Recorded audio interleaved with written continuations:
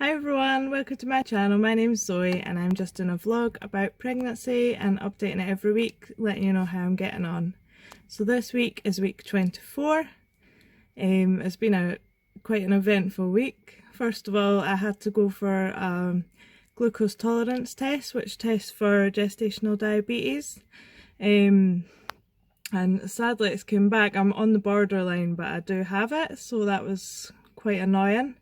So the test, when you go in, you have to have fasted from 10 p.m. the night before.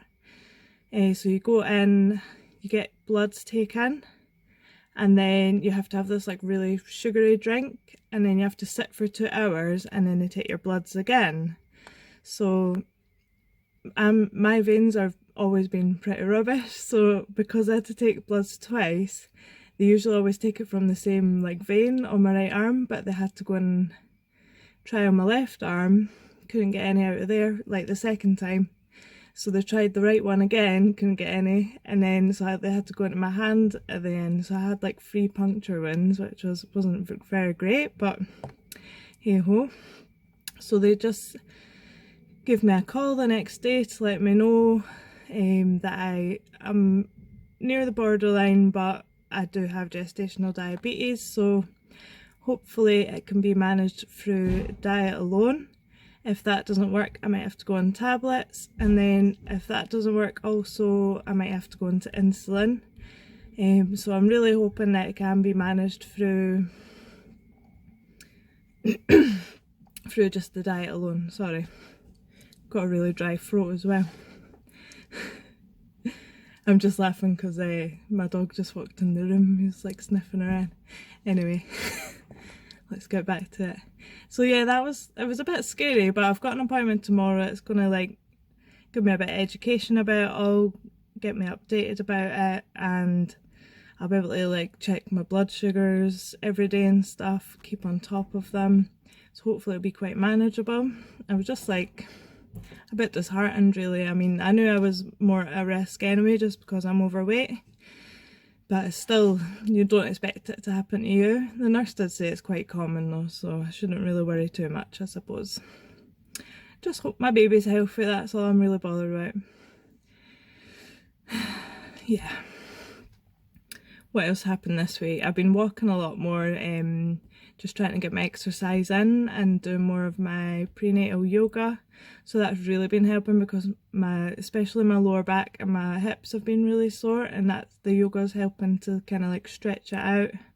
And actually there was one move where you sort of lie on the floor and like move side to side, and I could actually hear my back like cracking, so I think that was really helpful for that. That was great. Yeah, I'm just going to pause this a minute, I'll get back to you, hold on.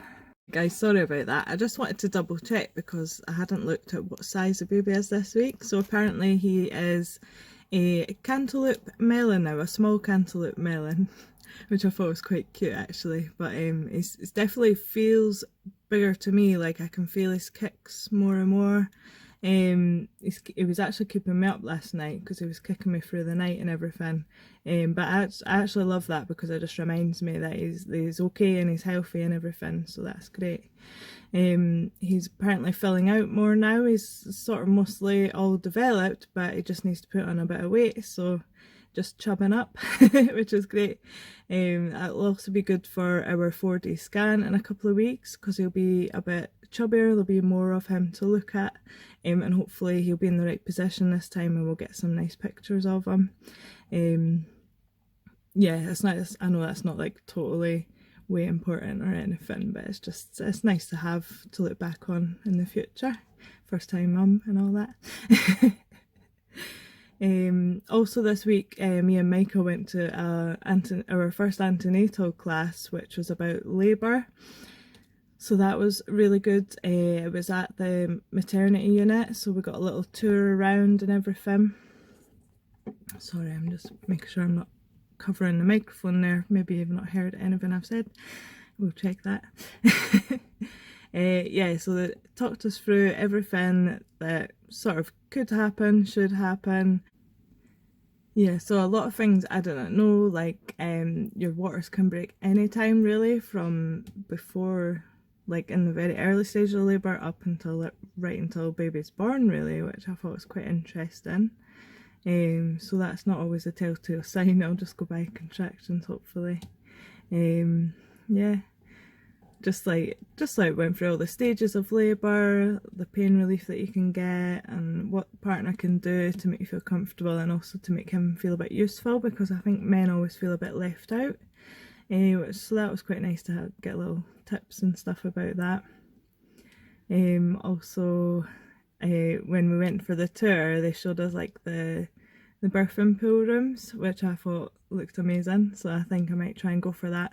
They've told us to write out a birth plan, and I know that there's definitely no point in planning your birth because everything will just happen as it happens kind of thing, so I've been a bit like, I don't know, like I didn't think I should write one, but they said definitely write just like even stuff like if you want pain relief or not, if you would be willing to have like an epidural and blah blah blah, all that kind of thing. As long as baby comes out healthy, that's all I'm really worried about. But so I might put in that I want a water birth. I know it might not happen, it depends if it's free and stuff as well, but they said just like when you're phoning up when you're in early labour, when I think you have to be 4 centimetres, what's it? No, sorry, 4 minutes. 4 minutes in between your contractions or something. Oh, I can't even remember. Something like that. That's terrible, isn't it? Yeah, I think you have to be about 4 centimetres before you can actually go in. So like that's like early labour apparently. So they tell you to phone up about then and you can ask or request a pool room. So I'm hopefully going to do that. So that was quite exciting. So I need to Google birthing plans, like a template, because I don't really know what all you have to write on it, but the midwife said you can get them on the NHS Choices website, so I'm going to have a look at that, maybe write out a little plan, and I've got more ideas for what to put in my bag for taking to hospital as well, so that's been good. There's more stuff that I don't really need that I was thinking I needed, so at least it'll be a bit lighter, so that's great. Yeah, that's about it for week 24. So thank you for listening everyone. Sorry this video's been a bit up and down kind of. I've tried my best. And I'll see you next week for week 25 of pregnancy and how I've been getting on. Please like this video, feel free to comment, let me know what you guys think, and subscribe if you would like to keep updated with my videos. Thank you, bye.